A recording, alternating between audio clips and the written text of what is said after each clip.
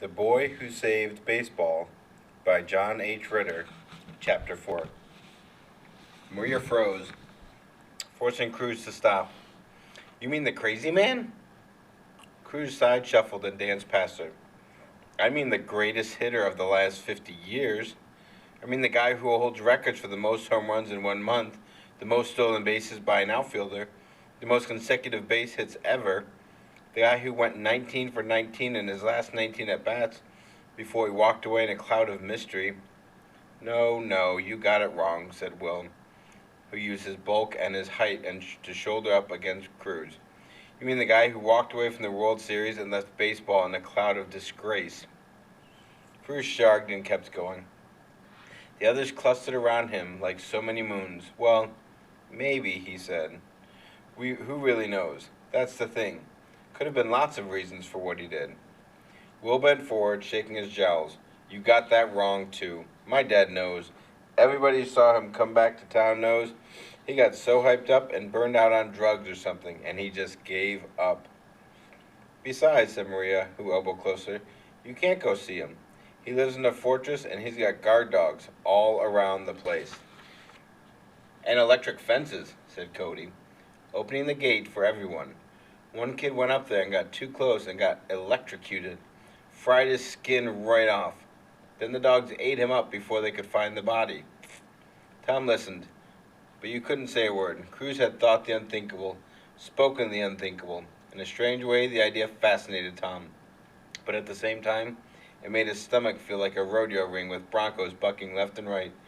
Imagine someone visiting Delgado. Tara dropped the lead rope and narrowed her eyes. People say Delgado comes out at night and runs with a pack of bloodthirsty mountain lions. That's why no one ever sees him. Cruz nodded. I know.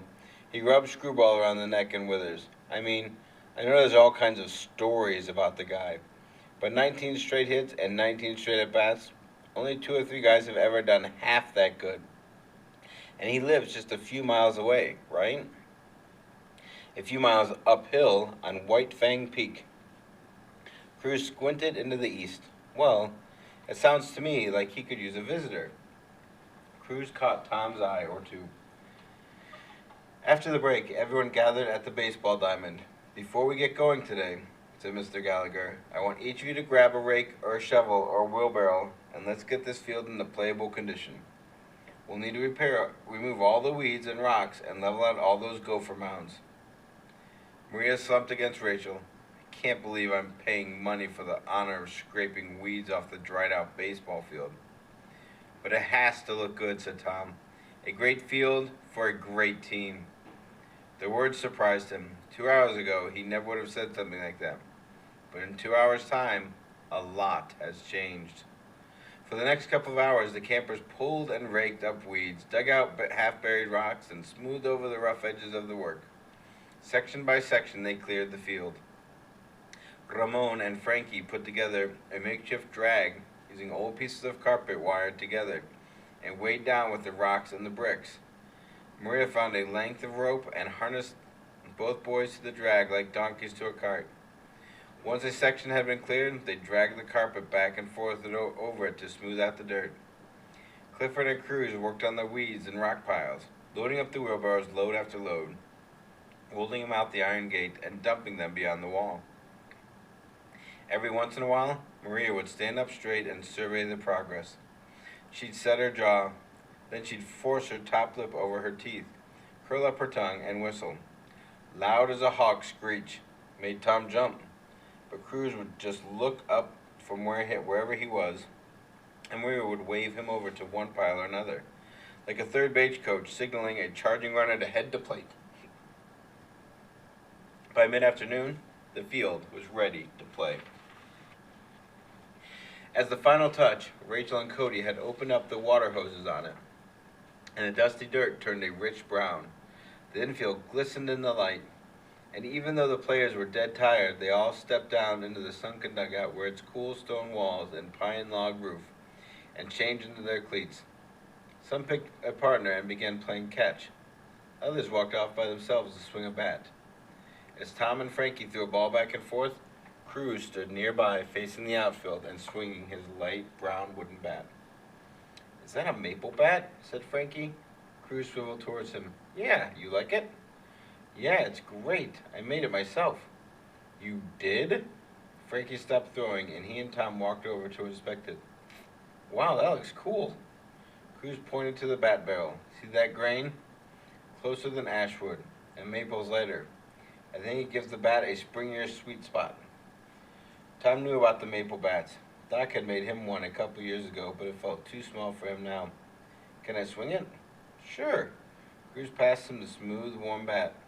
But after only one swing, Mr. Gallagher yelled, "Okay, everybody, over here." He stood by a group of batting stations around home plate. "Time left for one good drill." "No such thing as a good drill," said Maria. "I think you'll like this. It's on the science of hitting, especially the science of home run hitting." Frankie slipped the bat from Tom's hand. "Now that's the kind of science I like." He stepped away and swung a few times, and then, as they walked, Mrs. Gallagher read off names, and everyone was paired with a partner. 5 batting tees, which looked like black rubber ice cream cones with a baseball on top, stood in front of the backstop. Maria was still not impressed. "I thought we were going to have batting practice," she said. "What's the tees for?" "That's where we'll start," said Mr. Gallagher. "First, I want to demonstrate the scientific principle behind smacking a baseball as far as you can. It's a simple matter of physics."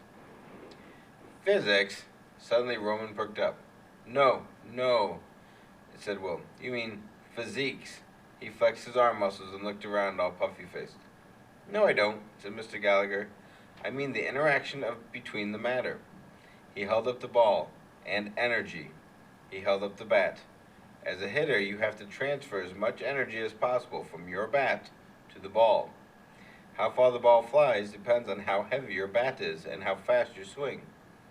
Now it was Frankie who was not impressed. "We, kind of already know that, Mr. G." "Yeah," said Will. "That's why I use the biggest bat I can find." Mr. Gallagher held a finger aloft. "Ah, you see, that's the mistake.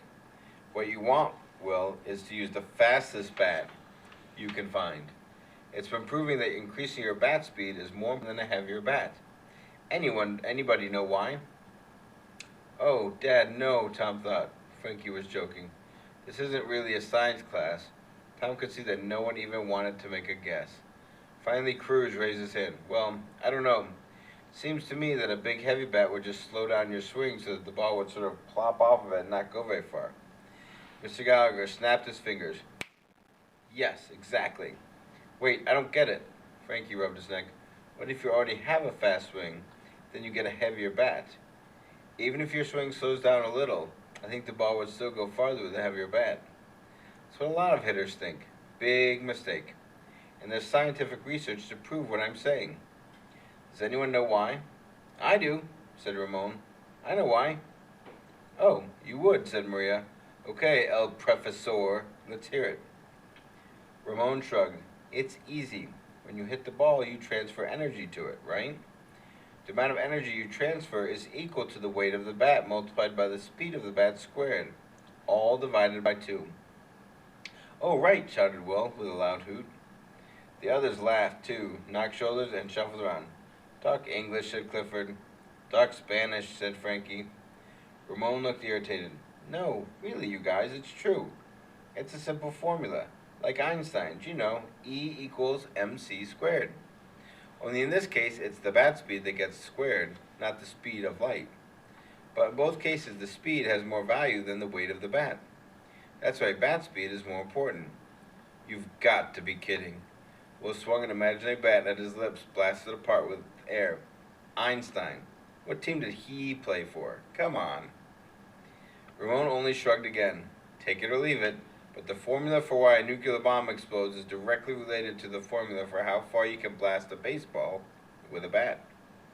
It's just that in this formula, we substitute the velocity of the bat for the speed of light." "That's what I've been trying to tell you," said Mr. Gallagher. "It's physics." "Whoa," said Maria. "This is getting serious." "Yo, Einstein," said Frankie. "You mean you could use this bat speed squared thing to teach me how to hit home runs?" "Now you're talking," said Cody. Ramon grinned. You wish. Look, Mr. G already told you the secret. Speed up your bat.